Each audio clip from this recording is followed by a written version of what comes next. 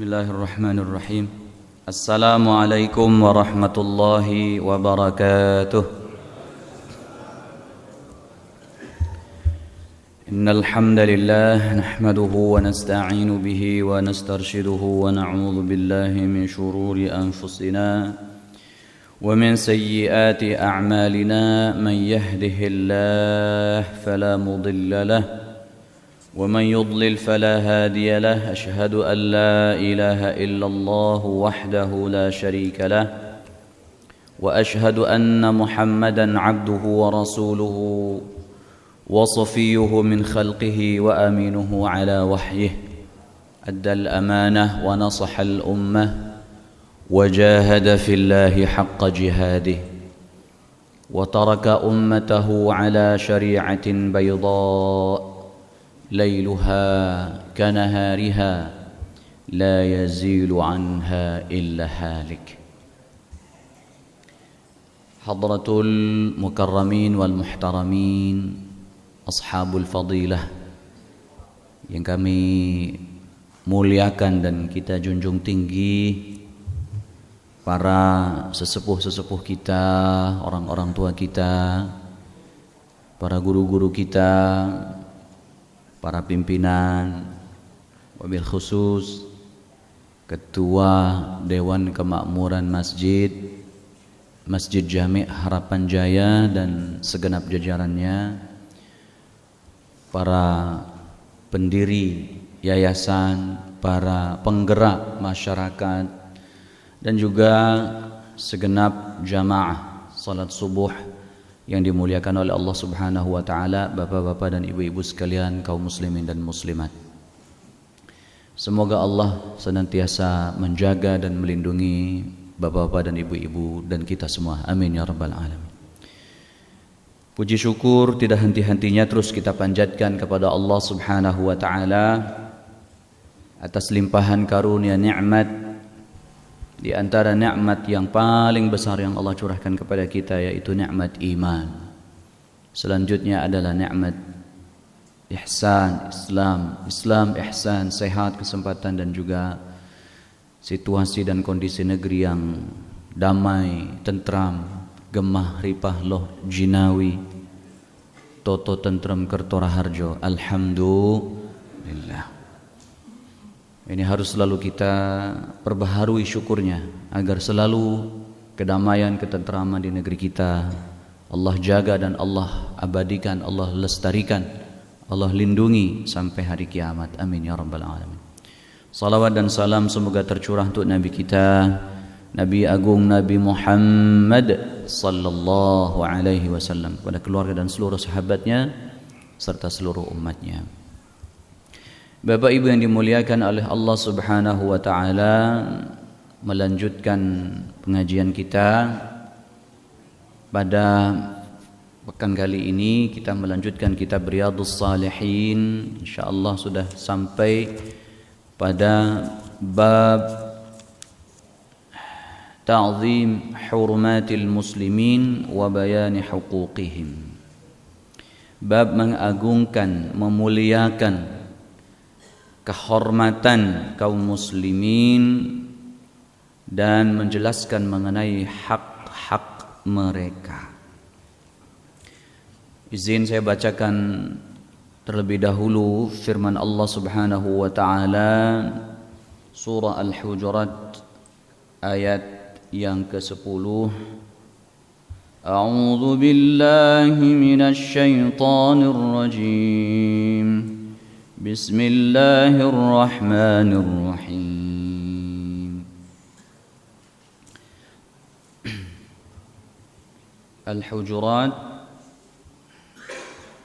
Al-Hujurat itu ayat surat yang keberapa Bapak Ibu? Ada yang hafal enggak? Surat keberapa? 49. Terima kasih. Ayat 10. Ya innamal mu'minuna ikhwatun fa aslihu baina akhawaykum wattaqullaha la'allakum turhamun. يا أيها الذين آمنوا لا يسخر قوم من قوم عسى أن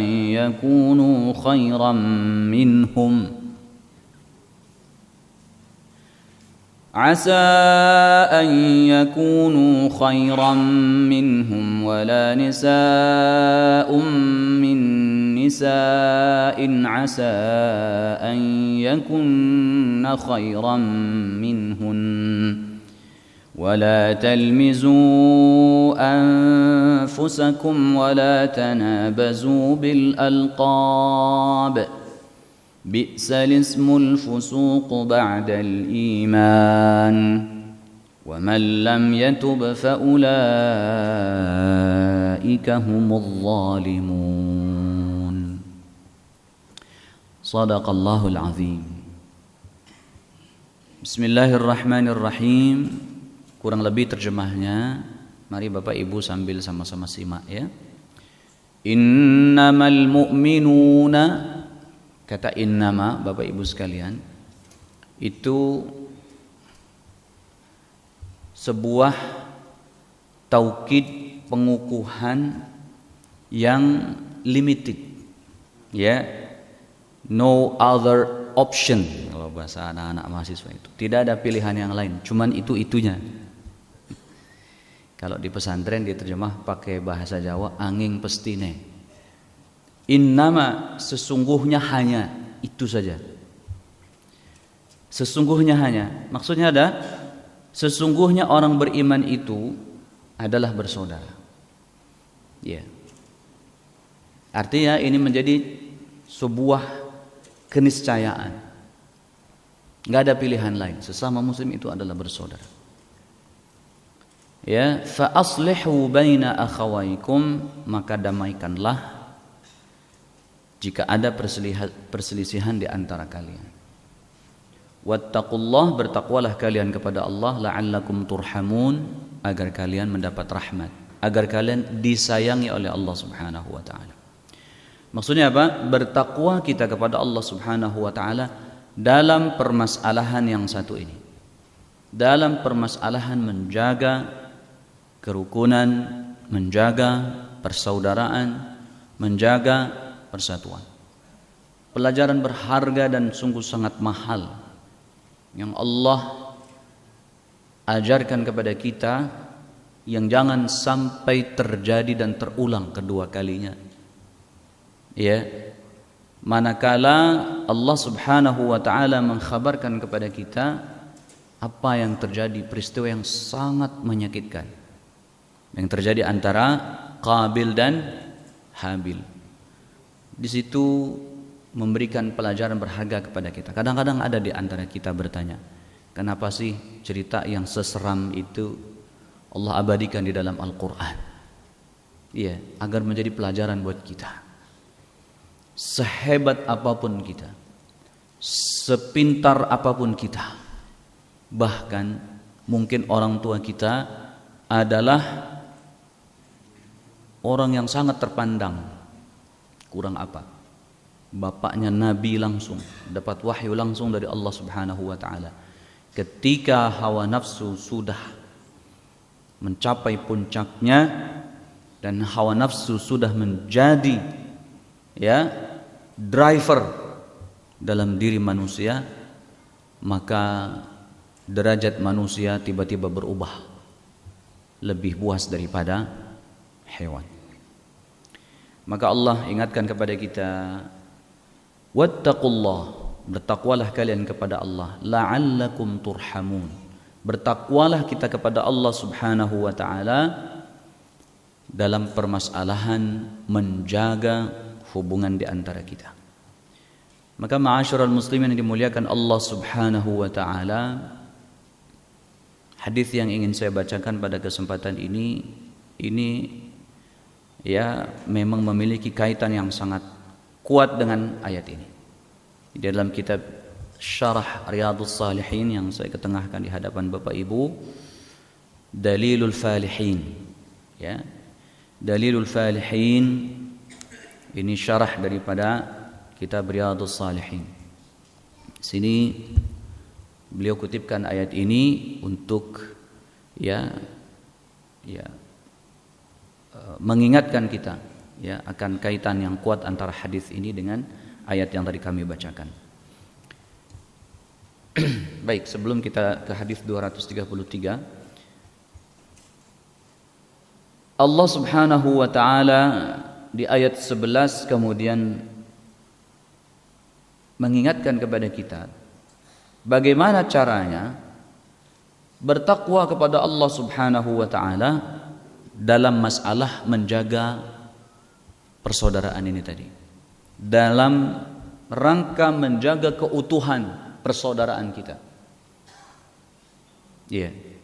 Kalau di bangku kuliah kita dulu istilahnya menjaga hubungan pertemanan persaudaraan ini, menjaga mutual respect, Bagaimana kita jaga itu hubungan persaudaraan itu. Dalam Islam tuh tidak ada istilah dulunya tidak kenal, sekarang tidak kenal lagi.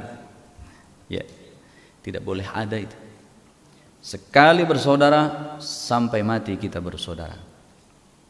Karena kalimatnya tadi innama al-muslimuna ikhwah. Innamal muslimuna ikhwah. Ya ayyuhalladzina amanu. Ini detail sekali Allah Subhanahu wa taala ajarkan kepada kita. Bagaimana caranya menjaga itu? Ternyata yang kata kita rumit, banyak sekali konsep. Kalau kita baca buku-buku filsafat segala macam, terlalu banyak konsepnya. Ternyata rumusnya sederhana. Kita katakan sederhana bukan berarti tidak berharga. Ini istimewa. Bapak pernah makan di warung Padang namanya sederhana, Pak? Namanya sederhana. Harganya istimewa. Ini bukan promosi saya, karena saya juga tidak punya warung Padang, Pak. Tapi ini sekaligus saya menjalankan amanah dari bapak-bapak kita yang dari Padang. Kalau enak ceritakan katanya. Rasanya istimewa, tapi namanya sederhana. Kira-kira begitu, Pak. Ayat 11-nya. Apa kata Allah Subhanahu wa taala? Ini rumusnya. Karena kita bertanya, ya Allah, gimana caranya aku bertakwa kepada Engkau dalam masalah menjaga hubungan persaudaraan ini agar terus lestari abadi sampai nanti berjumpa di surga. Gimana caranya ya Allah? Apa kata Allah Subhanahu wa taala? Ya ayyuhalladzina amanu. Wahai orang beriman, la yaskhar qaumun min qaum. Satu kelompok jangan mengejek kelompok yang lain. Bapak Ibu sekalian, saya cuma ingin sampaikan pesan. Ustadz itu manusia biasa, kadang-kadang suka kegiring juga. Saya pernah keceplosan. Kalau saya pernah keceplosan, mohon maaf. Itu kadang-kadang gak enak juga. Apa itu? Tiba-tiba ada permasalahan politik gitu kan? Saya juga nggak tahu itu nama Mulyono. Pak, saya nggak tahu Mulyono itu apa, karena saya jujur semenjak 2019 dulu itu luar biasa pertentangan politik kala itu. Saya juga ikut-ikutan. Waduh, itu persaudaraan kita banyak koyak di mana-mana itu, hancur-hancuran. Semenjak itu saya sudah tidak terlalu tertarik dengan politik.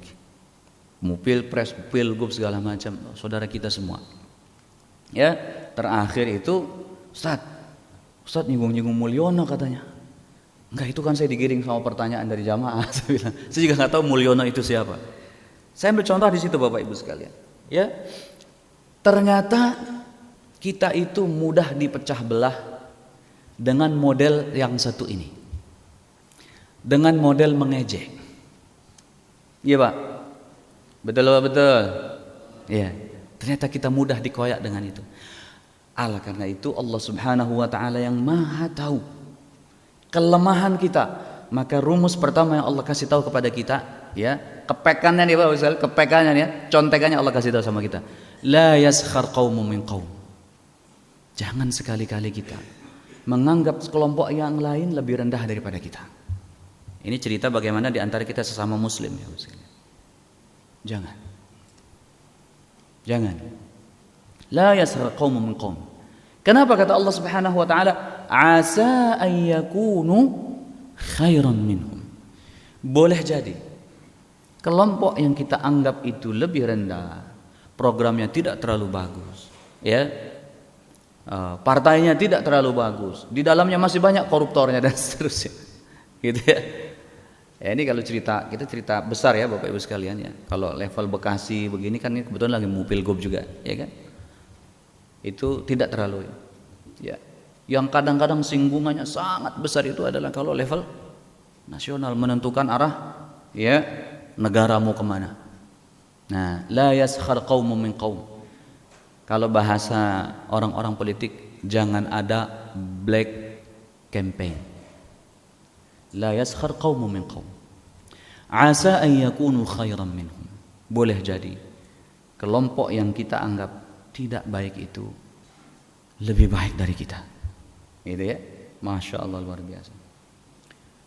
Wala nisa'um min nisa'.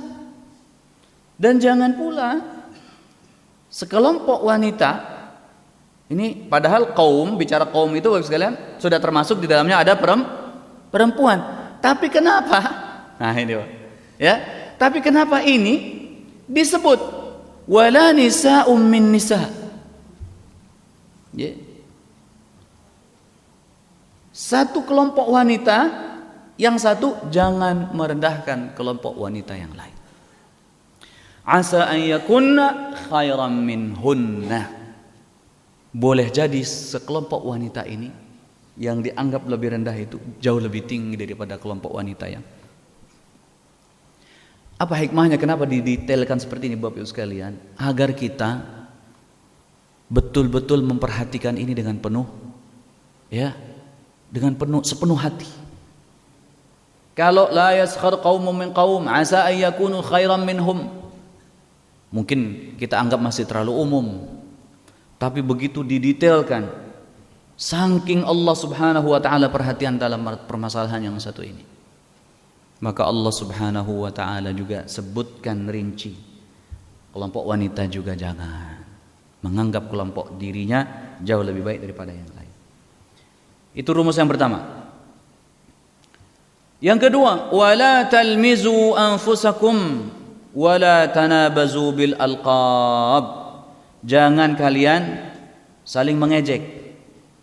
Jangan menyebut dengan julukan-julukan yang tidak baik, julukan-julukan yang jelek. Ya, kalau sahabat kita tidak suka dipanggil botak, walaupun dia botak jangan dipanggil tak botak. Iya. Yeah. Sahabat kita badannya kurus, dia tidak suka dipanggil kurus, jangan kita bilang ya krempeng, kurus, jangan. Ya.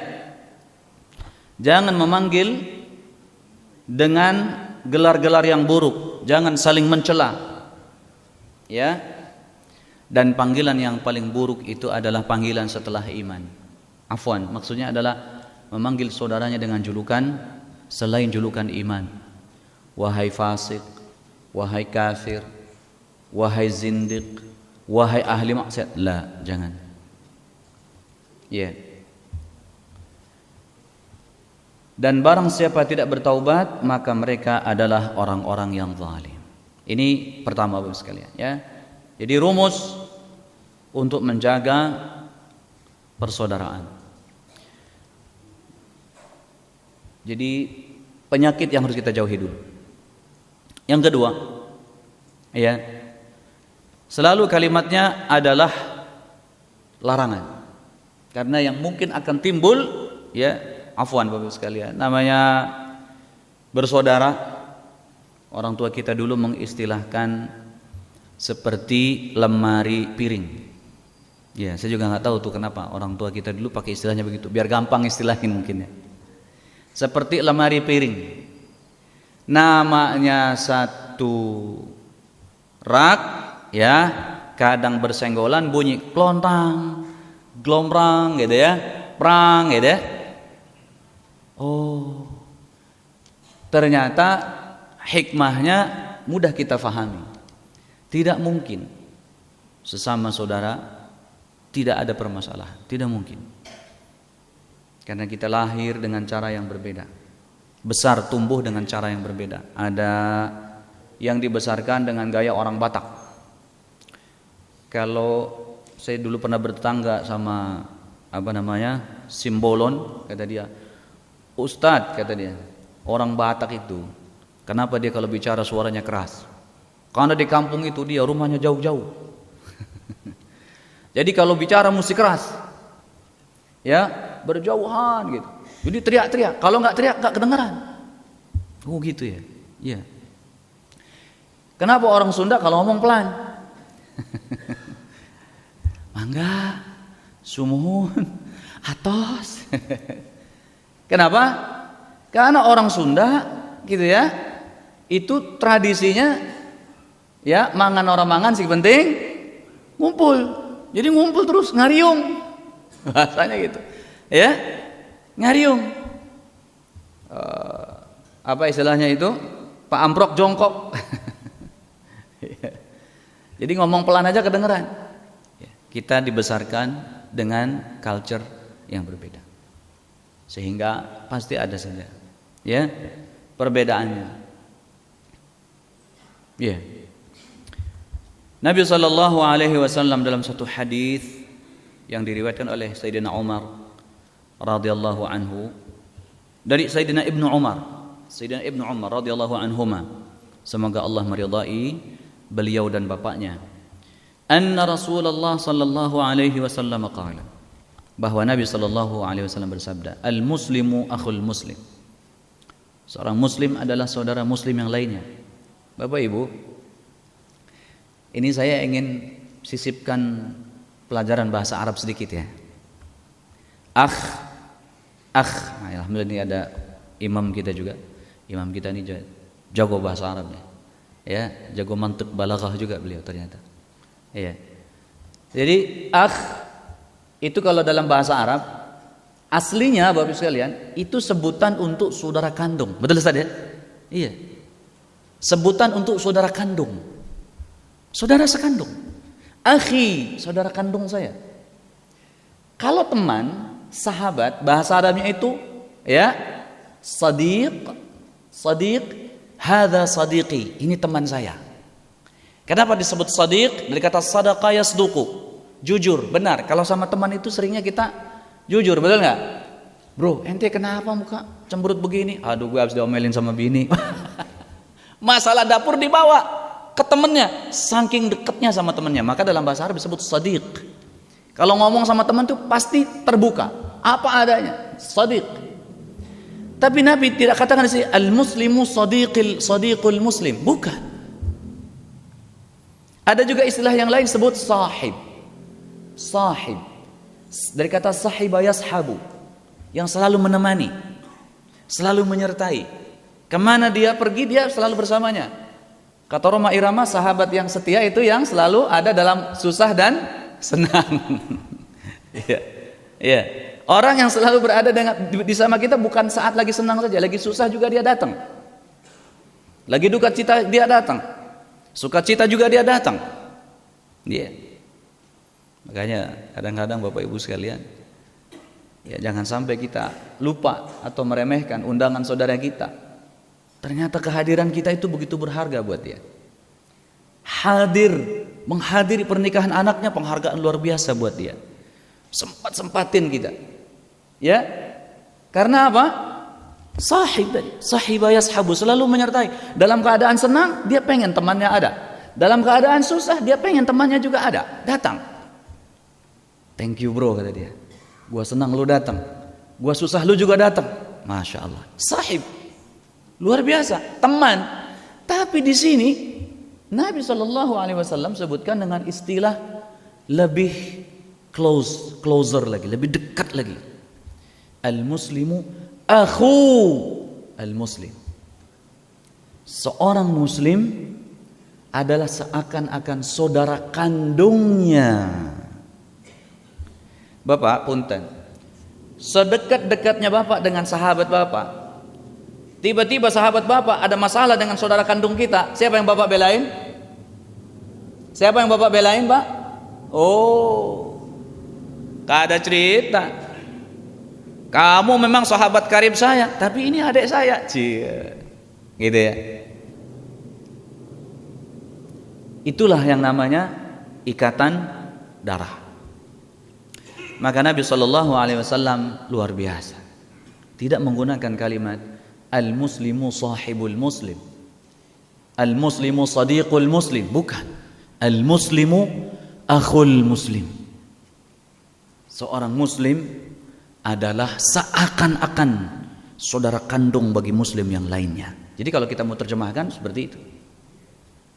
Iya, saudara, brother. Betul enggak, Pak? Kalau kita ketemu sama mereka, oh brother, dari Cina, dari Bangladesh, ya kan, dari Afrika, dari Turki, ya, ketemu di sana, bahagia, gembira, senang kita. Indonesia, good kata dia. Senang dia sama orang Indonesia, ya. Orang Indonesia, royal. Khamsa riyal. Setiap pagi sering senang sedekah. Masya Allah, ini tradisi yang tidak boleh berhenti itu, Pak. Ya. Terkenal orang Indonesia itu apa? Kuis, dermawan. Nah, oleh karena Muslim adalah seakan-akan saudara kandung buat Muslim yang lainnya, apa kata Nabi SAW? La yadhlimuhu. Tidak pantas dia menganiaya saudaranya. Kalau kita punya tenaga, kalau kita punya kekuatan, jangan sampai tenaga kita, kekuatan kita adalah untuk menyakiti mereka. Kalau kita punya suara yang nyaring, suara yang tinggi, jangan sampai suara ini meninggi kepada mereka. Kalau kita punya tampang yang serem, ada di sini yang punya tampang serem, Pak? Udah senyum masih serem gitu. Ya, itu bukan untuk saudara kita. Ya. La yadhlimuhu. Jangan sampai kita menganiaya mereka. Baik itu dengan lisan, dengan sikap, dengan tangan, dengan kekuatan, dengan posisi, dengan jabatan kita, dengan harta kita. Tidak. Wala yuslimuhu, dan tidak menyerahkannya kepada musuh-musuh Islam. Tidak kita menyerahkannya kepada musuh. Baru setelah itu Bapak sekalian, jadi setelah rambu-rambu larangan, setelah rambu-rambu dan larangan itu disebutkan, baru kemudian do. Kalau umumnya kita kan do dulu baru don't ya. Do don't. Kalau ini ternyata don't dulu. Kenapa? Karena defaultnya tadi yang mudah terjadi itu penyakit dulu. Maka itu yang harus diperhatikan. Kalau di jalan raya yang lebih sering tertibnya atau pelanggarannya Bapak Ibu sekalian, umumnya pelanggaran. Maka dibuatlah rambu-rambu. No parking here, tidak boleh parkir di sini. Dilarang belok kiri, dilarang belok kanan, lampu merah dan seterusnya. Apa tujuannya? Supaya tertib. Baru kemudian Bapak Ibu sekalian, man kana fi hajati akhihi kana Allahu fi hajatihi. Siapa yang sedang berjalan mengusahakan hajat saudaranya, maka Allah Subhanahu wa taala akan memberikan pertolongan untuk hajat dia. Kadang-kadang kita Bapak sekalian beribu maaf. Bisikan ketika kita sedang melakukan kebaikan untuk saudara kita, bisikan tuh ada aja. Jadi pengurus RT, jadi pengurus RW, digaji enggak, siang malam kayaknya capek banget ngurusin apa sih? Gitu ya Pak. Ada nggak yang suka komentar begitu? Iya ya Bu ya, kadang-kadang nih Bapak jadi pengurus RT, pengurus RW yang berbisik di sebelah. Tuh apa nih capek banget sih ngurusin begini, kayak digaji aja. Jangan ya Bu ya. Iya. Kita jadi pengurus RT, jadi pengurus RW, jadi pengurus masjid, jadi pengurus lingkungan, itu mengamalkan ini. Man kana fi hajati akhihi, yang sedang kita lakukan ini adalah mengurus hajat orang banyak. mengurus hajat kebutuhan saudara-saudara kita. Padahal nggak digaji, padahal nggak dibayar, ya kan? Tapi ini kata Allah kata Nabi Sallallahu Alaihi Wasallam, kanallahu, adalah sudah barang pasti Allah akan melancarkan hajat dia. Makanya mohon maaf kadang-kadang gara-gara jadi pengurus RT, jadi pengurus RW, urusan di kantor lancar semua. Tuh. Gitu ya Bapak ya. Gara-gara jadi pengurus ya masjid, ya kan, bisnisnya lancar. Padahal nggak ada hubungannya. Nggak ada hubungannya Bapak Ibu. Iya. Mereka juga tidak saling kenal. Tapi siapa yang mengenal? Yang menciptakan alam semesta ini, yang menciptakan urusan-urusan kita. Kata Allah ya, kalau kita terjemahkan bahasa kita, kata Allah kali ngomongnya begini, bagus, kamu jalankan itu. Giliran sekarang aku lancarkan urusan kamu. Kira-kira begitu. Maka tidak pernah ada yang rugi Bapak Ibu sekalian. Lelah kita, capek kita. Kadang-kadang kan capeknya bukan cuma fisik ya Pak ya. Capek ngurusin umat itu bukan cuma capek fisik, tapi juga capek jiwa dan pikiran kita. Ya, harus ikhlas, jangan mengeluh. Tandanya ikhlas adalah tidak mengeluh. Kata Nabi Sallallahu Alaihi Wasallam, khairul ummati atau khairun nas man yukhalitun nas wa yasbiru ala adahum. Sebaik-baik manusia dari umatku ini adalah apa? Orang yang mau bermuamalah, bercampur baur dengan manusia lainnya dan bersabar atas rasa sakit yang dia peroleh dari hasil bercampur-campur ini tadi. Lanjut. Jadi balasannya adalah Allah akan memudahkan hajat-hajat dia. Wa man farraja an muslimin kurbatan farrajallahu anhu biha kurbatan min kurabi yaumil qiyamah. Luar biasa. Siapa yang tidak ingin ini Bapak Ibu sekalian, yang di hari kiamat nanti segala kesulitannya dimudahkan oleh Allah. Ya. Ada yang masih ingat bagaimana salah satu di antara kesulitan kita nanti di hari kiamat ketika hisab, menunggu hisab itu berapa lama kita berdiri? 70 tahun, 70 aman. 70 tahun apa 50 tahun tuh Bapak sekalian? 50 aman atau 70 atau 70 kalau tidak salah ya. Kira-kira berdiri 70.000 tahun itu lama apa sebentar Bapak sekalian? Lama atau sebentar? Lama. Kalau berdiri lama capek apa enggak Bapak Ibu? Capek. Baru itu, belum yang lain. Tapi barang siapa yang kemudian di dunia dia memberikan kemudahan, memberikan jalan keluar, melepaskan kesulitan saudara-saudaranya. Ya. Jadi Bapak Ibu sekarang yang punya uang tabungan banyak, cobalah sekali-kali keliling. Ya Pak. Keliling ya radius 4 ya berapa? 40 rumah ke kanan, 40 rumah ke kiri, 40 rumah ke belakang, 40 rumah ke belakang, ke depan. Ngikutin kebiasaannya Nabi Ibrahim. Siapa di antara saudara kita yang susah makan? Siapa di antara tetangga rumah kita, pokoknya diameter 40 aja, 40 kanan, 40 kiri, 40 depan, 40 belakang, tercari.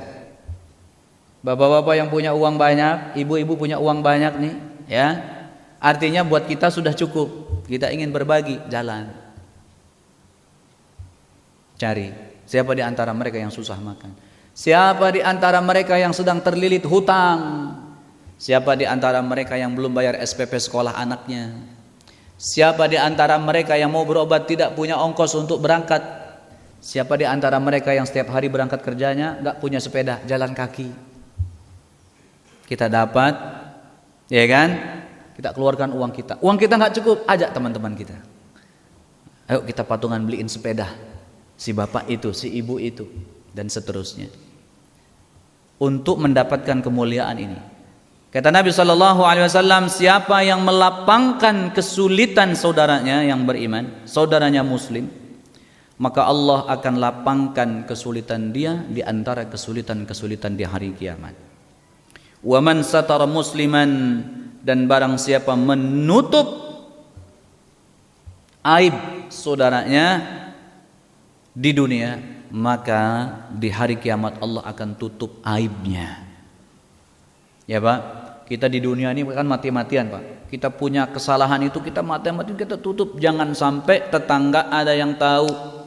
Jangan sampai sahabat kita, saudara kita ada yang tahu. Ya, hari ini ya ada kesalahan yang kita lakukan atau hari ini dalam keadaan susah. Ya, jangan sampai tetangga tahu. Di dunia kita seperti itu. Di akhirat kalau amal kita tidak cukup, boleh jadi keburukan kita akan diumbar, keburukan kita akan diperlihatkan di hadapan manusia yang lain. Ya, tentu kita tidak mau.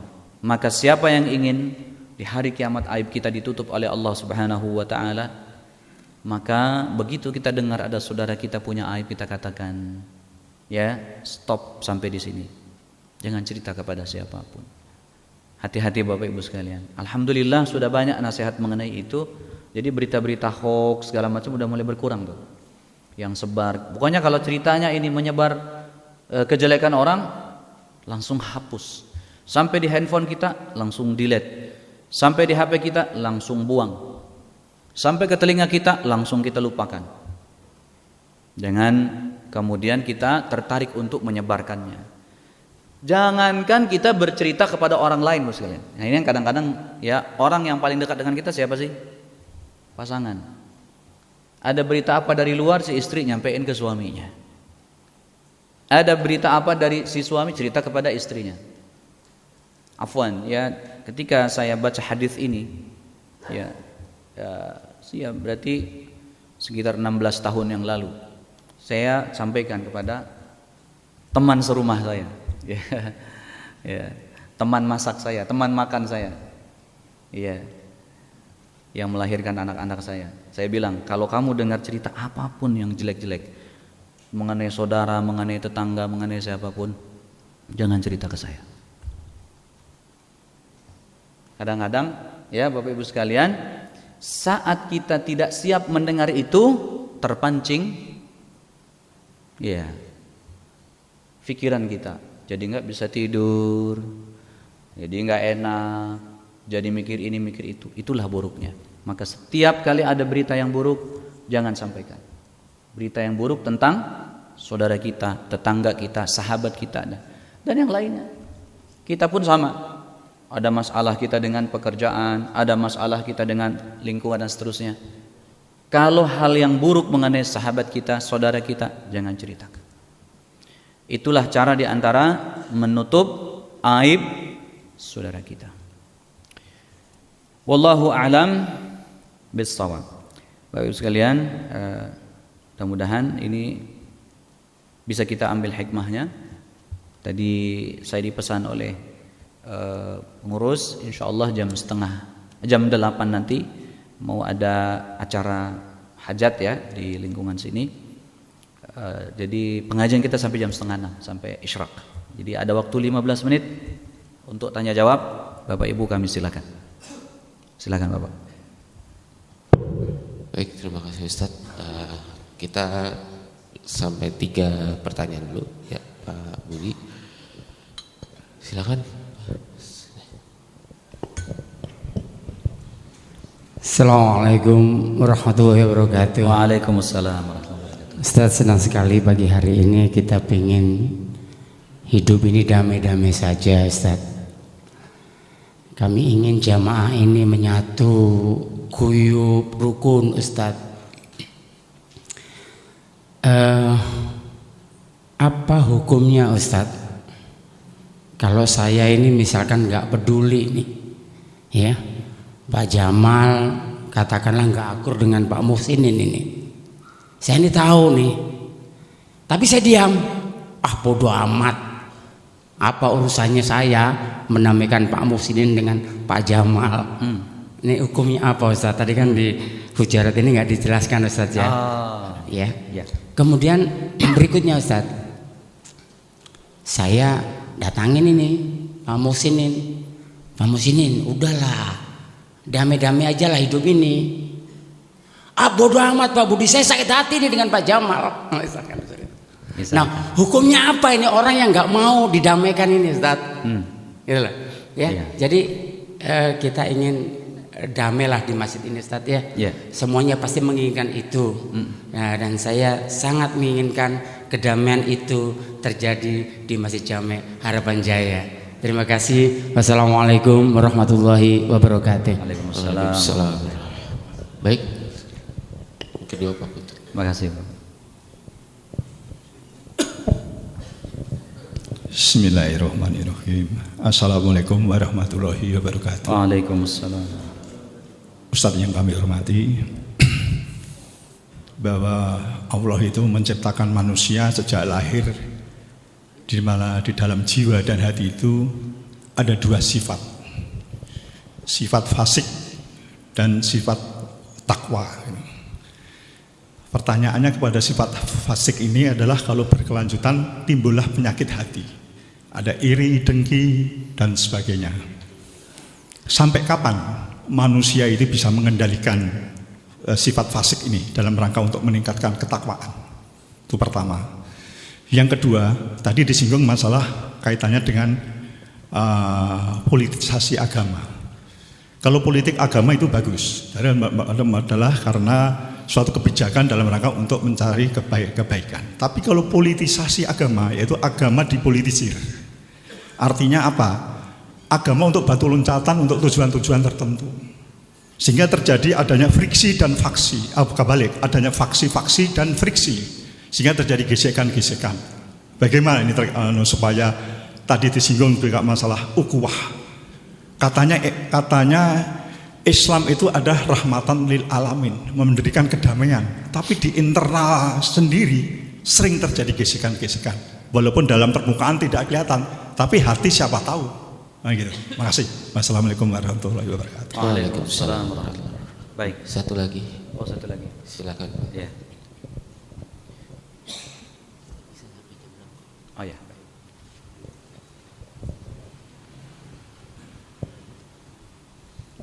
Terima kasih. Assalamualaikum warahmatullahi wabarakatuh. Waalaikumsalam.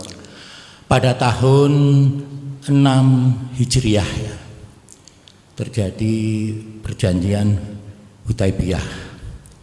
Itu antara Nabi dengan musyrik di Mekah. Intinya adalah perjanjian itu ada genjatan senjata, tapi ternyata kan hanya 2 tahun, terus pihak Quraisy tidak memenuhi kesepakatan, akhirnya terjadilah Futu Mekah itu. Ya. Nah, yang ingin saya tanyakan sekarang dikaitkan dengan kondisi sekarang ini ya. Kita itu kadang misalkan sudah membuat suatu kesepakatan bersama, tapi ternyata dari pihak yang lain tidak memenuhi kesepakatan itu. Nah, bagaimana kita menyikapi seperti itu? Ya. Terima kasih. Baik. Kesepakatan. Kalau dari sini apa hukum? Kalau sana politisasi agama. Nah, itu kata kunci Bapak ya. Baik, kita mulai dari Bapak dulu. Panjang ini ya, jadi saya ambil benangnya dulu yang pokoknya. Pertama dari Bapak, apa hukumnya kita membiarkan orang yang berselisih, dan apa hukumnya orang yang didamaikan tetapi tidak mau? Nah gitu ya. Jadi begini Bapak, ayatnya tadi kita baca, innamal mu'minuna ikhwah, sesungguhnya seluruh kaum muslimin ini adalah bersaudara. Maka kata Allah, fa aslihu, damaikanlah. Aslaha yuslihu itu artinya mendamaikan. Fa aslihu dzata bainikum, fa aslihu baina akhawaykum. Ini dua redaksi yang berbeda dengan maksud yang sama. Damaikanlah jika ada perselisihan di antara kalian, damaikanlah, perbaikilah hal-hal yang tidak nyaman di antara kalian. Maka kalau perintah di dalam Al-Quran ini menunjukkan sesuatu yang sangat-sangat penting, dia bisa mendekati kategori wajib. Bagi siapa? Bagi mereka yang punya kemampuan. Jadi seperti halnya qital, jihad qital, kalau tidak punya kemampuan tidak wajib Bapak. Kalau punya kemampuan wajib. Ada yang tidak punya kemampuan tetapi dia terdesak. Seperti kita terjajah, seperti kita di Palestina, tidak punya kemampuan berperang, tapi kita terdesak, maka wajib kita membela kehormatan kita. Nah, jadi kita lihat situasi dan kondisi kita. Kondisi yang sangat mendesak, tidak ada orang lain yang bisa melakukan itu, maka harus kita yang tampil. Bisa jadi saat itu wajib buat kita. Padahal kita bukan orang yang pandai-pandai banget. Ya kan? Dalam berdiplomasi kita nggak pinter-pinter banget, tapi rasanya nggak ada orang lain yang akan tampil, maka bisa jadi saat itu wajib juga buat kita. Ya. Kenapa wajib? Ya tadi di dalam Al-Quran kalimatnya adalah perintah. Perintah itu ada dua kemungkinan. Ada bisa jadi wajib, bisa jadi sunnah. Nah, di sini kan kita masih belum bisa membedakan ini wajib apa sunnah ya. Lihat situasi dan kondisi kita. Ya, kalau kita seorang direktur, kita punya kekuatan, kita lihat karyawan kita 2 orang ini berantem terus. Kalau kita biarkan berantakan perusahaan, betul nggak Pak? Rugi, ya kan? Kamu mau damai atau saya pecat salah satu? Bapak punya power. Kalau dibiarkan kita yang rugi. Dalam tanda kutip wajib itu. Dia punya kekuatan, iya kan? Tapi kondisi sudah carut marut, nggak karu-karuan, nggak ada orang lain yang punya kemampuan. Ya udah mah, rawe-rawe rantas, malang-malang putung bahasanya gitu. Ya udahlah kita juga maju, nggak ada rotan akar pun jadi. Ya, baik. Jadi wajib hukumnya. Ya bagi yang punya kemampuan. Kemudian apa hukumnya orang yang didamaikan tapi tidak mau? Ya, kaidahnya hampir sama dengan pertanyaan yang ketiga. Ya. Wa in ta'ifatani minal mu'minina iqtatalu fa aslihu bainahuma. Fa in baghat ihdahuma faqatilul fa aslihu bainahuma hatta tafi'a ila amrillah. Fa in baghat ihdahuma faqatilul lati tabghi. Ini enggak enak. Ini mau tidak mau yang enggak enak begini, Pak. Kalau ada 2 kubu dari kaum muslimin berperang. Berperang ini ada perang ide, ada perang fisik. Ada perang apa namanya ya? Perang mulut. Ya, perang ide. Ya, damaikan. Suruh agar mereka bersatu. Sampai kemudian mereka hatta tafi'a ila amrillah, sehingga mereka kemudian mau mengikuti perintah Allah. Jadi didamaikannya bukan didamaikan menurut keinginan kita. Ini kan kadang-kadang begitu Pak. Kita bilang mau mendamaikan, tetapi kalimat damai yang kita maksud determinasinya bias. Biasnya apa? Sesuai keinginan kita. Karena kalau keinginan kita, ya jangan-jangan juga dia lihat aku apa? Cenderung kemana nih? Cenderung ke kanan apa cenderung ke kiri? Maka yang harus betul-betul kita pasang di dalam hati kita adalah saya mendamaikan mereka karena Allah atau karena dunia, karena Allah atau karena tujuan yang lain. Maka di sini kalimat jelas hatta tafi'a ila amrillah. Rambu-rambunya Allah ingatkan kepada kita biar kita tidak salah langkah. Begitu sudah kita lakukan dengan cara-cara yang ma'ruf, dengan cara-cara yang benar sesuai dengan tuntunan Islam, kembalikan kepada ajaran Islam. Ya, bahwa saudara muslim ini bersaudara dan seterusnya. Salah satu kok tidak mau didamaikan. Oh, ngapain saya damai sama dia? Sorry ya. Sorry ya. Maka apa kata Al-Quran? Ya, fa in baghat ihdahuma, kalau salah satunya ngeyel nggak mau didamaikan, dia tetap ngajak berperang, faqatilul lati tabghi, maka kamu ikut perang ngelawan yang ngeyel ini tadi. Tuh. Ya Pak. Kenapa? Karena kita mengajak itu menuju Allah. Kok dia nggak mau? Berarti dia tidak mau diatur oleh Allah. Berarti dia tidak mau diatur oleh agama. Berarti dia tidak mau diatur oleh ayat-ayat Allah. Tidak mau diatur oleh sunnah Rasulullah. Ya, jadi jelas sudah musuh kita siapa. Kan begitu. Kita yakin kalau betul-betul dia beriman kepada Allah, insya Allah pasti akan mau rujuk, gitu ya.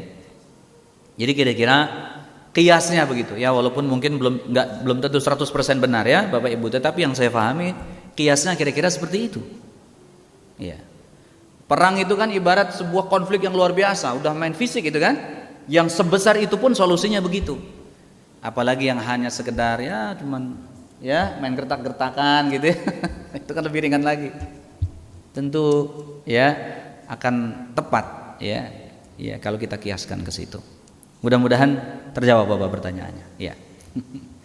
Kemudian politisasi agama. Gara-gara politisasi agama ya, mempolitisir ya kalau agama untuk kepentingan politik. Terjadi friksi, terjadi gesekan dan seterusnya. Jelas Bapak Ibu sekalian, ini adalah kezaliman yang besar, kezaliman yang luar biasa, menjadikan agama sebagai tunggangan politik. Iya kan? Makanya ini yang seharusnya betul-betul dikembalikan kepada, jadi kalau bahasa Nahdlatul Ulama itu khittah, ya, kembali kepada apa?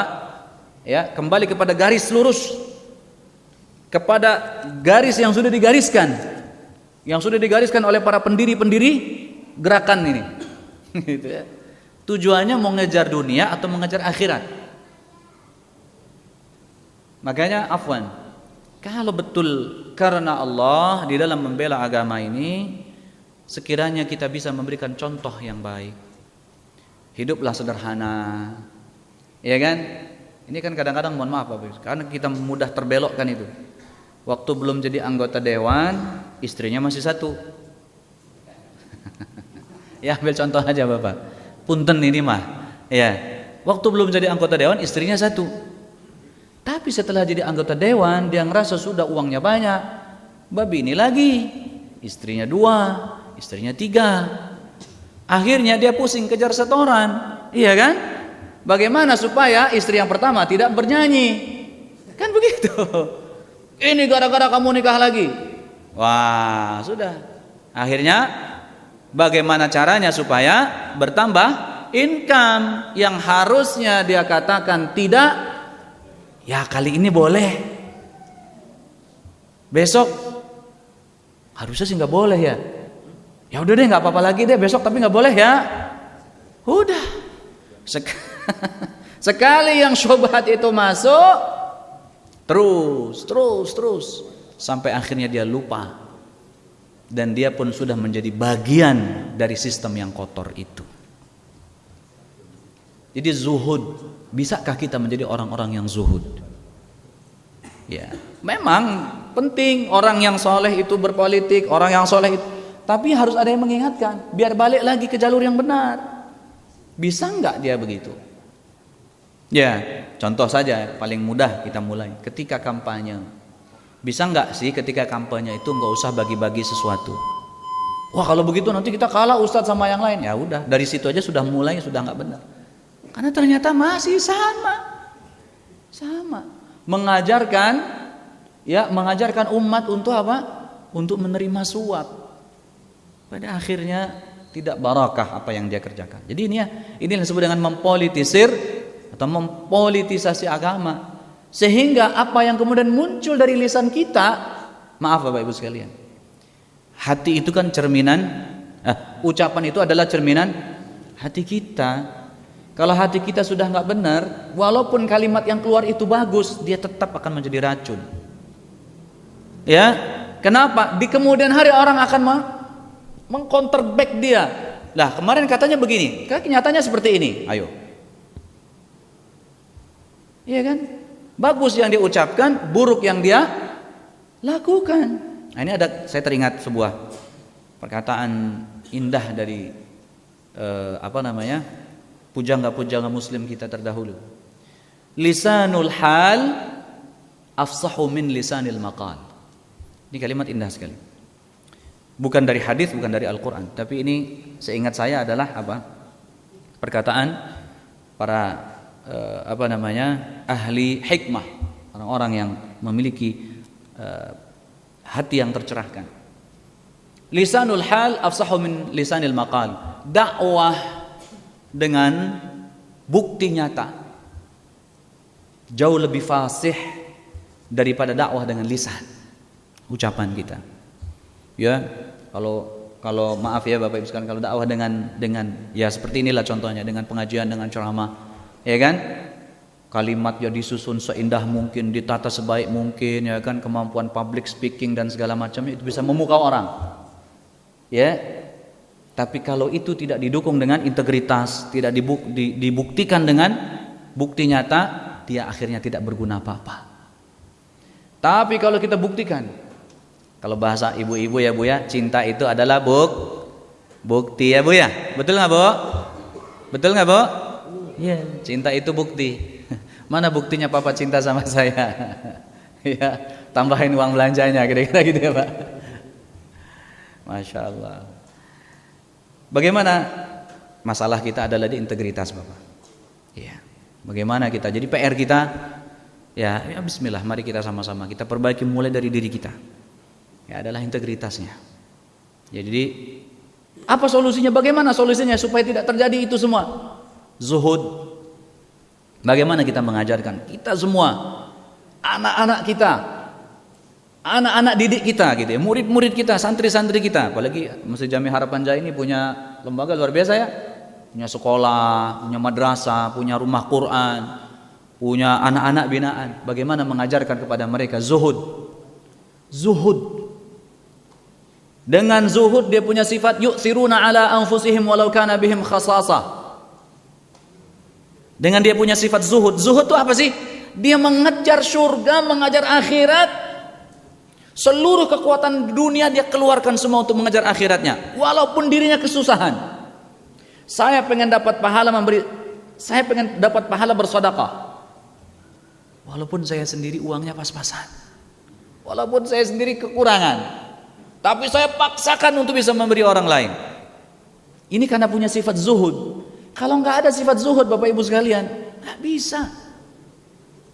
Nah itu banyak dicontohkan oleh saudara-saudara kita. Syariat mengatur memang hanya 2,5% dari kekayaan kita keluarkan zakat. Tapi contoh para founding fathers kita, ya, para pendiri persaudaraan Islam kita, gitu ya, para sahabat, ya, mereka yang memberi contoh kepada kita. Kenyataannya mereka berikan untuk agama itu jiwa raganya Pak, harta dan jiwa raganya, iya, semuanya. Gitu. Bahkan sudah mau mati saja, ya kan, dikasih minum, kasih ke saudaranya. Nah ini Bapak sekalian, bagaimana kita mengajarkan zuhud kepada mereka? Bagaimana kita mengajarkan kepada mereka sifat ithar, yu'thiruna ala anfusihim? Insya Allah kalau seperti ini Bapak Ibu sekalian, terutama Bapak tadi, ya, tidak ada lagi itu yang namanya politisasi agama. Insya Allah. Dan kita harus optimis, ya, harus optimis. Dengan usaha nyata, dengan kesungguhan dan keistiqamahan, pada akhirnya kita bisa melahirkan generasi-generasi yang seperti itu. Insya Allah. Semoga terjawab Bapak pertanyaannya. Berikutnya yang ketiga, ya. Jadi ketika kita sudah menyepakati sesuatu, tiba-tiba pihak sebelah sana mengkhianatinya. Apa yang kita lakukan? Sama seperti yang dilakukan, ya, dalam pertanyaan yang pertama tadi. Ya. Maka, ya, pihak yang berkhianat ini tadi, yang mengkhianati perjanjian ini tadi, nah ini adalah yang harus menerima hukuman. Apa bentuk hukumannya? Macam-macam.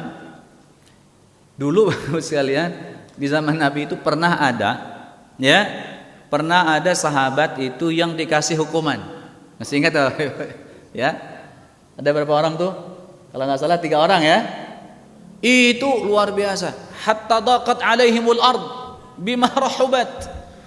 Jadi benar-benar dicuekin. Itu pernah terjadi tuh Pak. Diiqam. Tapi jangan lama-lama. Ada waktunya. Kita menghukum orang itu ada waktunya. Nah, nanti pada saatnya akan kita bahas tuh. Jadi ada pernah 3 orang sahabat itu dihukum sama Nabi selama 40 hari 40 malam. Datang ke masjid, bro, assalamualaikum. Salam yang nggak dijawab. Apa kabar? Semuanya. Ya, Nabi nggak sapa dia, salamnya nggak dijawab, ke masjid dia dicuekin. Tapi tidak lama-lama, 40 hari saja, agar dia tahu bahwa dia telah berbuat salah. Setelah lepas daripada itu kita panggil lagi, bro, enak nggak digituin? Enak nggak digituin? Ya, bahkan sampai ya dikisahkan di dalam kitab-kitab athar itu, ya, masya Allah, kata beliau itu, seakan-akan dunia ini sempit sekali dan benar-benar saya lebih baik mati saja daripada berada dalam situasi seperti ini, kata beliau. Nah, jadi artinya Bapak sekalian, ada mekanisme memberi hukuman itu, Pak. Tapi ya, hukuman itu dalam bentuk tadi, hukuman sosial. Tapi itu pun tidak boleh langgeng, nggak ada hukuman yang langgeng itu. Penjara aja ada masanya ya Pak, setahun 2 tahun. Bahkan ada yang di penjara sehari semalam juga ada. Ya, di penjara seminggu gitu ya. Jangan lama-lama. Cukup memberikan pesan bahwa apa yang dia lakukan itu salah dan kita berpihak kepada yang benar. Wallahu a'lam. Semoga terjawab Bapak. Ya. Ada lagi Bapak Ibu? Baik, karena masih sampai jam 6, mungkin kita buka pertanyaan dari ibu-ibu, silakan. Ada? Monggo dipersilakan. Dari ibu-ibu. Oh iya. Ada. Oh ibu-ibu. Masya Allah. Assalamualaikum warahmatullahi wabarakatuh. Waalaikumsalam warahmatullahi wabarakatuh. Kalau kita baca surat Al-Fat ayat 29, di situ dinyatakan bahwa Allah tidak menyukai orang-orang yang membenci manusia. Bagaimana posisinya sebagai manusia, kita tidak disukai orang-orang dan mereka menggunakan ilmu hitam untuk menzalimin kita. Bolehkah kita menyatakan mohon Allah supaya ilmu hitam itu dimatikan Allah dan dikembalikan semua ilmu hitam itu pada mereka sendiri? Karena ini berlangsung bertahun-tahun, tidak hanya 1 tahun sampai 24 tahun. Itu posisinya. Baik. Makasih. Assalamualaikum warahmatullahi wabarakatuh. Waalaikumsalam. Ada lagi ibu-ibu? Silakan. Silakan ibu-ibu. Ada?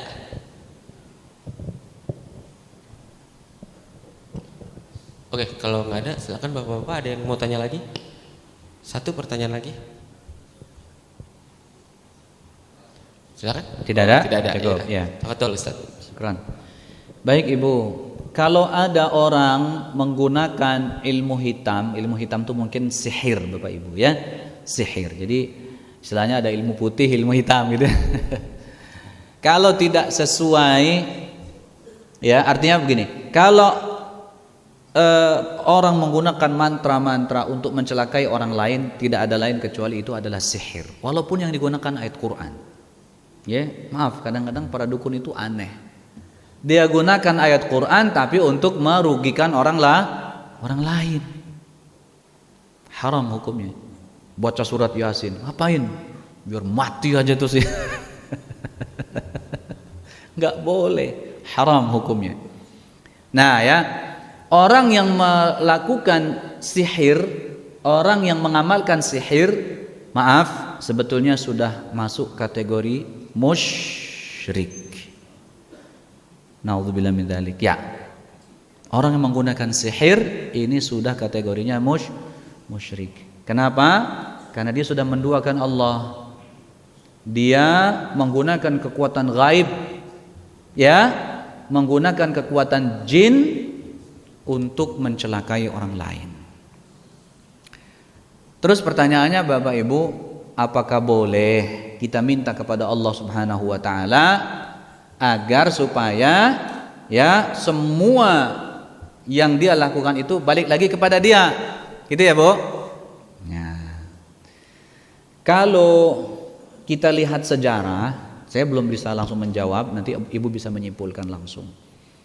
Kalau kita lihat sejarah, kita baca itu salah satunya adalah melalui tafsir Al-Mu'awwidhatain. Ada kitab yang ditulis oleh maksud Syekh Nawawi Al-Bantani. Ya. Seingat saya, Syekh Nawawi Al-Bantani itu pernah menulis kitab Tafsirul Mu'awwidhatain. Di dalamnya ya disebutkan kisah dulu Nabi Shallallahu Alaihi Wasallam ya pernah terkena sihir ya yang dilakukan oleh wanita Yahudi. Nabi sakit, jadi Nabi itu sangat sehat tapi pernah merasakan kesakitan. Lantas kemudian Jibril alaihissalam datang kepada Nabi, ya Muhammad, sesungguhnya engkau terkena sihir. Sihir yang menimpa engkau adalah kiriman dari seorang wanita Yahudi menggunakan media rambutmu yang dia ikat dengan buhul yang dia lipat-lipat di sumur tua di perkampungan Yahudi ini. Cari, temukan, lalu musnahkan. Dicari zaman Nabi, ketemu, lalu kemudian dimusnahkan. Ketemu memang. Ya. Nah, kemudian setelah itu Jibril alaihissalam mengajarkan kepada Nabi, jika engkau ingin selamat dari sihir, bacalah ini setiap pagi dan petang. Qul a'udzu birabbil falaq, qul a'udzu birabbin nas. Cuman sayangnya nih Pak, Jibril enggak ngajarin, nih Muhammad baca lagi supaya sihirnya balik lagi ke dia. Itu sayangnya, Bu. Saya cari itu, emang itu kesel banget, pengennya balas aja nih si Yahudi ini gitu. Saya cari sampai selesai itu kitab, kagak ada. Jadi gimana nih Bu? Boleh silakan Ibu. Boleh pengeras suaranya kasih ke Ibu lagi.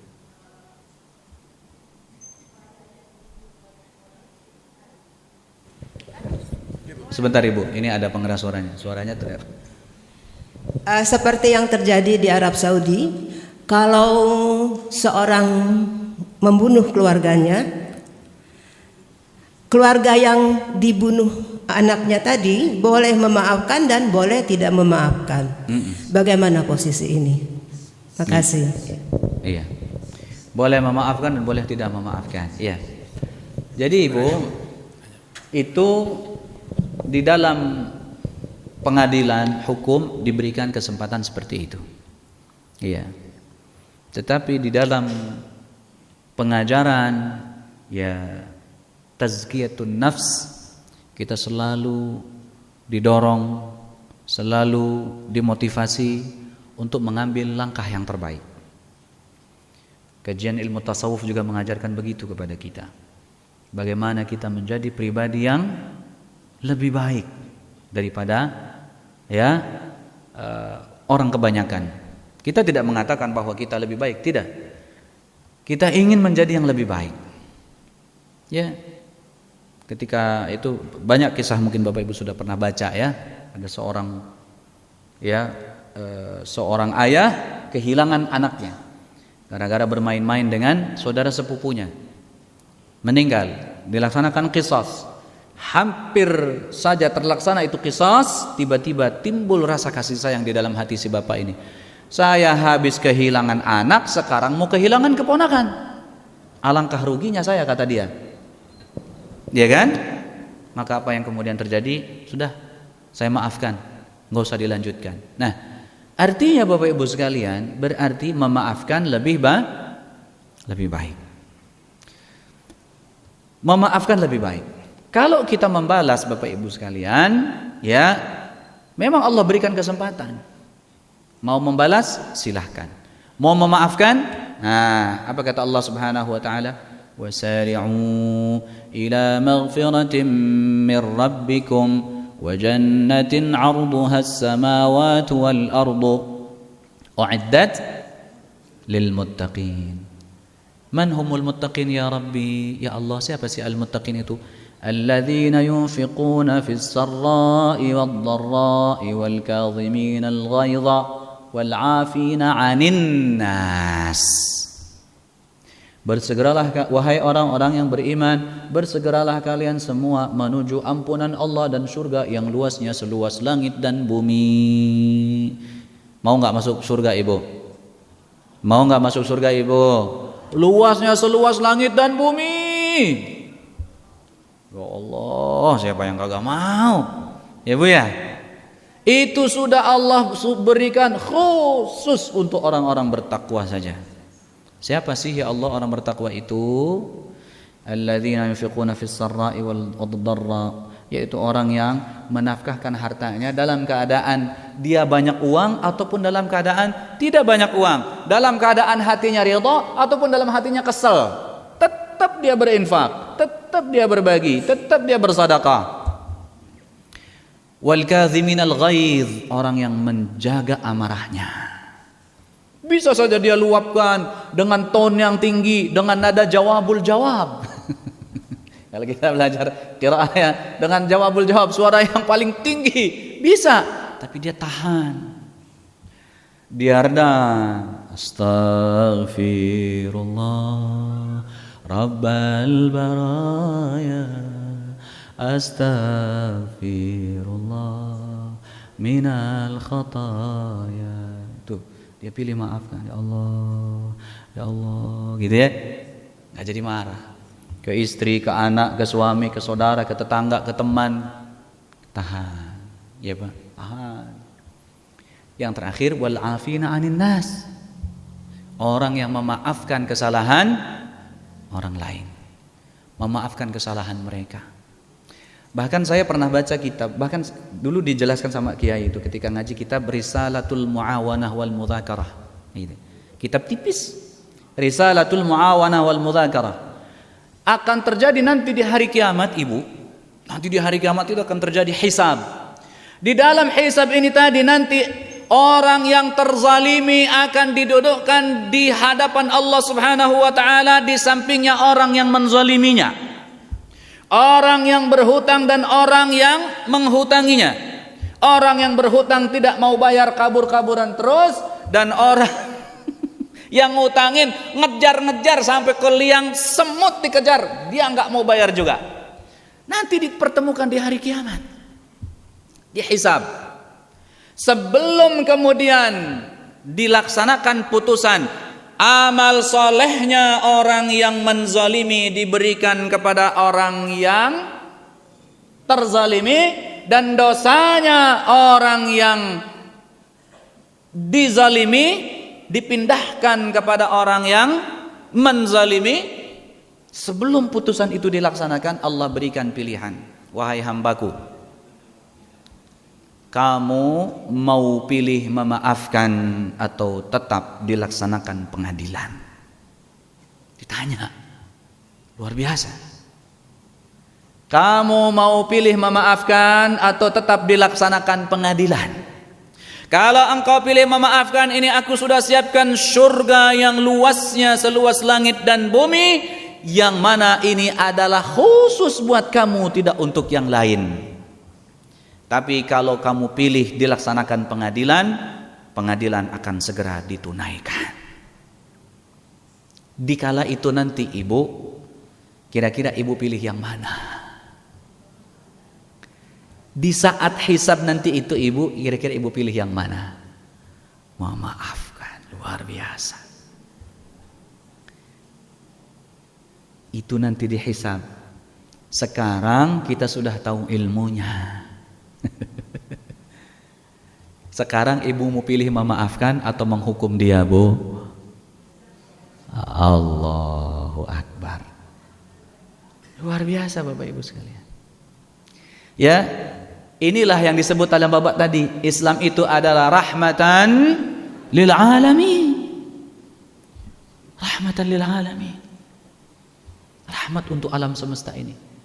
Nabi lagi duduk sama para sahabat, lagi duduk, tiba-tiba bilang, sebentar lagi akan datang penghuni surga. Duk. Bapak Somad datang. Besoknya lagi datang, sebentar lagi, besoknya lagi ngumpul ngariung, tiba-tiba datang, tiba-tiba Nabi bilang begini, sebentar lagi penghuni surga datang. Pak Somad lagi yang datang. Hari yang ketiga begitu juga, lagi ngumpul ngariung sama sahabat, sebentar lagi penghuni surga mau datang. Pak Somad lagi yang nongol, padahal nggak ada koordinasi. Zaman dulu mana ada WhatsApp? Nggak ada. Iya. Nabi juga belum tentu kenal sama orang itu, ya kan? Akhirnya salah seorang sahabat datang.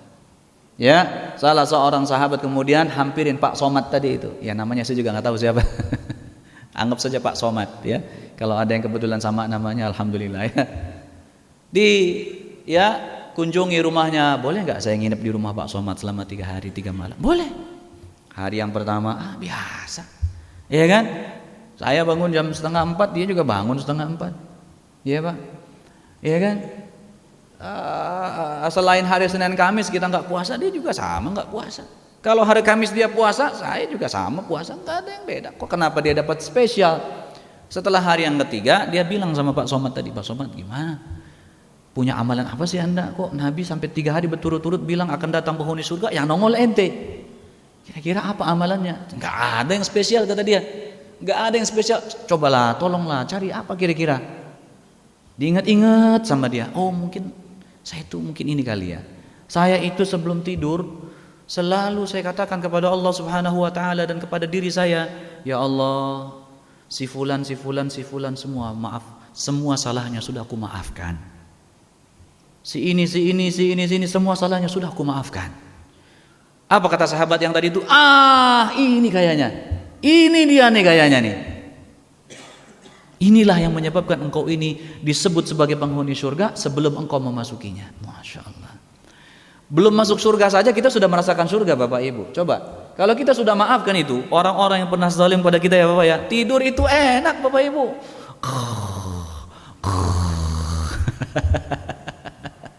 Coba kalau kita masih kesal, waduh jam 11:30 nggak bisa tidur, 12:30 nggak bisa tidur, betul nggak Bu? Betul nggak Pak? Aduh ya Allah, ini kok nggak bisa tidur. Kalau kita masih punya itu ada doanya Ibu, ada doanya. Ini doanya dari Nabi. Allahumma, sama-sama.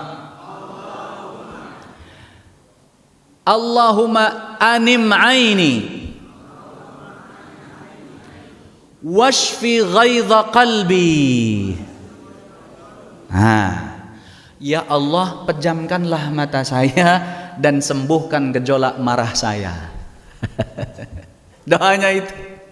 Jadi kalau kita malam tidak bisa tidur, 2 sebabnya. Matanya yang kagak mau merem atau hatinya yang belum mau memaafkan. Nah itu. Doanya pendek. Allahumma anim aini washfi ghaidha qalbi. Ya Allah, pejamkanlah mata saya dan sembuhkan gejolak marah dalam hati saya. Alhamdulillah karena ibu tadi sudah memaafkan. ya. Jadi karena sudah terjawab. Mudah-mudahan terjawab Ibu ya. Terjawab ya, insyaallah. Kita cukupkan kira-kira pertemuan kita di pagi ini. Mudah-mudahan ya Allah Subhanahu wa taala senantiasa memberikan hati yang lapang untuk kita, sifat penyabar, sifat pemaaf, dan mampu menjaga hati kita, menjaga jiwa raga kita, lisan kita, sehingga kita mendapat karunia dari Allah, surga yang luasnya seluas langit dan bumi. Amin ya rabbal alamin. Mohon maaf apabila ada kebetulan kemiripan penyebutan nama, kemiripan situasi dan kondisi, mohon dimaafkan. Semuanya adalah qadarullah, karena bab kita pada kali ini adalah bab ta'zim hurmatil muslimin. Semoga Allah rahmati kita semua. Subhanakallahumma bihamdika asyhadu an la ilaha illa anta astaghfiruka wa atubu ilaik. Wassalamualaikum warahmatullahi wabarakatuh.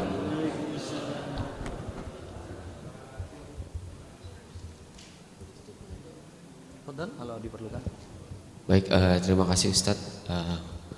Boleh kiranya nanti Ustadz juga menutup dengan doa untuk kita semua agar kita semua bisa menjalin ukhuwah yang lebih kuat lagi, menjaga persatuan umat Islam. Tafadhol Ustadz. Baik, sebelumnya saya disclaimer dulu Bapak Ibu ya, mudah-mudahan kita bisa khusyuk, dan saya sedang sangat bahagia. Jadi kalau terhanyut mohon dimaafkan. Alhamdulillah Bapak Ibu saya, Bapak Ibu mertua tadi malam jam 00.40 terbang berangkat umrah ya. Jadi sedang sangat bahagia. Jadi kalau saya terhanyut, terbawa, ya itu suasana hati saya saja. Jadi tidak ada tendensi apa-apa. Jadi saya sedang sangat gembira, sedang sangat bahagia. Tentu Bapak Ibu sekalian, ya. Jadi kalau doa memang sebaiknya khusyuk. Ya, tapi kadang-kadang khusyuk juga ada dipengaruhi hal-hal yang lain. Mari Bapak Ibu sekalian, kita angkat kedua tangan kita berdoa kepada Allah Subhanahu wa taala. Semoga Allah mengabulkan doa-doa kita. Bismillahirrahmanirrahim. Alhamdulillahirabbil alamin. Hamdan na'imin, hamdan syakirin, hamdan yuafi ni'amahu wa yukafi'u mazidah. Ya Rabbana lakal hamdu kama yanbaghi li jalali wajhika wa 'azimi sultanik. اللهم صل وسلم وبارك على سيدنا محمد وعلى آله وأصحابه أجمعين. اللهم اغفر لنا ذنوبنا وكفر عنا سيئاتنا وتوفنا مع الأبرار. اللهم ربنا اغفر لنا ذنوبنا وإسرافنا في أمرنا اللهم اغفر لنا ولوالدينا وارحمهم كما ربونا صغارا. اللهم اغفر لنا ولوالدينا وارحمهم كما ربونا صغارا. Ya Allah ya Rabbana, ampunilah segala dosa kami, ampunilah dosa ayah ibu kami. Sayangi keduanya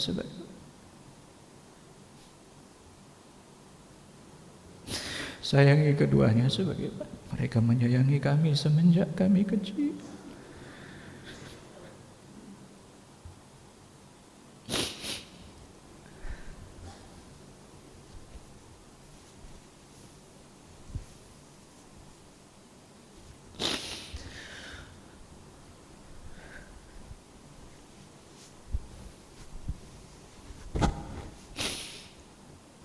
Allahumma ya Rabbana, ampunilah dosa muslimin, muslimat, mu'minin, mu'minat yang masih hidup maupun yang telah wafat. Allahumma ya Rabbana, ampunilah dosa saudara-saudara kami. Ya Rabbana, angkat segala kesulitan saudara-saudara kami ya Allah. Berikan kekuatan sabar untuk saudara-saudara kami yang tertimpa musibah ya Allah. Beri kesembuhan mereka yang sedang sakit. Beri kesembuhan mereka yang sedang menderita ya Allah. Berikan kesabaran mereka yang menerima ujian darimu ya Allah.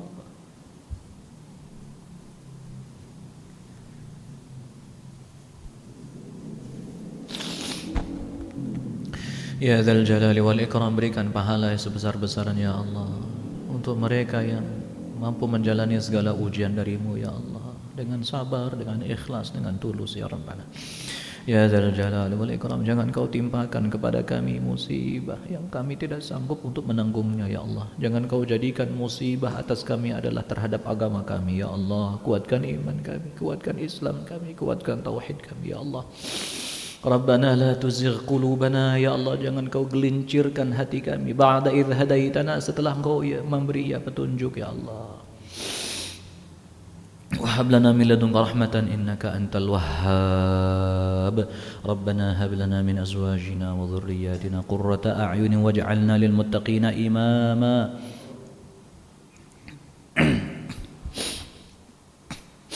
ربنا اغفر لنا ولإخواننا الذين سبقونا بالإيمان ولا تجعل في قلوبنا غلا للذين آمنوا ربنا إنك رؤوف رحيم. Ya Allah, ampunilah kami dan ampunilah saudara-saudara kami yang telah mendahului kami dengan iman. Jangan kau jadikan dalam hati kami sifat dendam, sifat pemarah, sifat dengki, sifat buruk, sifat dendam kepada saudara-saudara kami yang beriman ya Allah. Jangan kau jadikan sifat-sifat buruk dalam hati kami ya Allah. Bersihkan hati kami ya Allah dari dengki, dari murka, dari marah terhadap saudara kami seiman ya Allah. Ya Rabbana, lapangkanlah dada kami. Rabbana syrah lana sudurana.